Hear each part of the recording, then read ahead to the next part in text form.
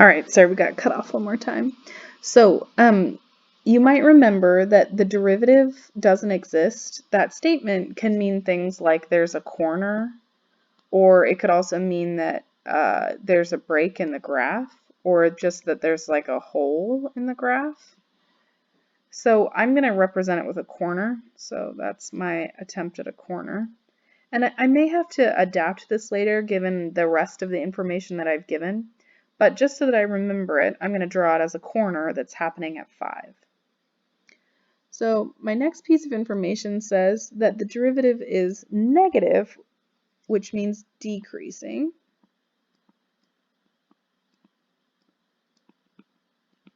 For x less than 0 and between 5 and 8. So I'm going to put a 5 and an 8 here. So I know it's decreasing.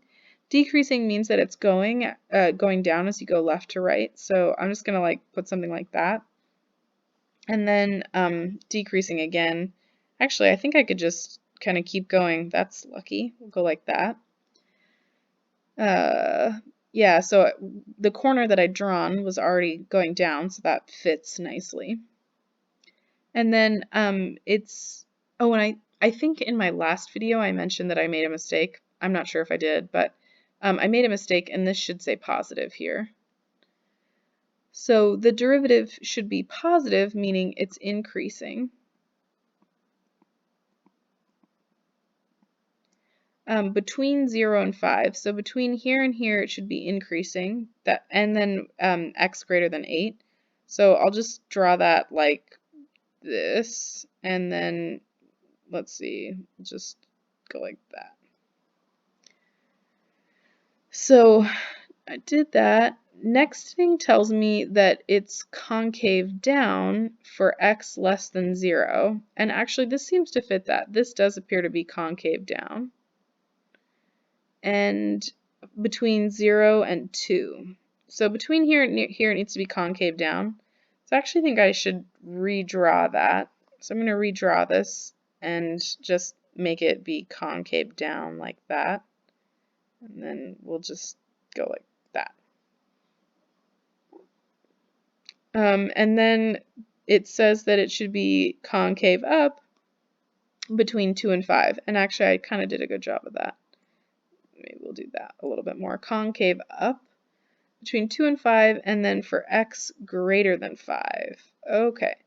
So, and actually this isn't great. Let me erase this and try to get the general idea.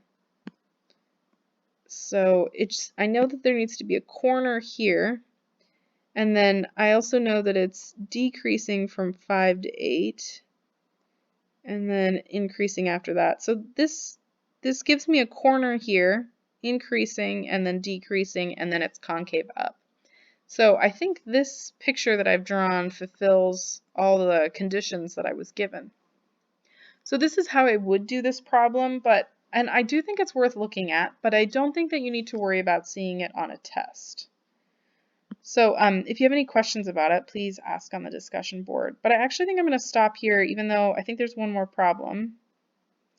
But I feel like this one, and if you'd like me to do a video on this one, I can certainly try. But I don't think this ranked in the top 3 hardest problems on the lab. Well, anyways, I hope this helped. And if not, ask me a question.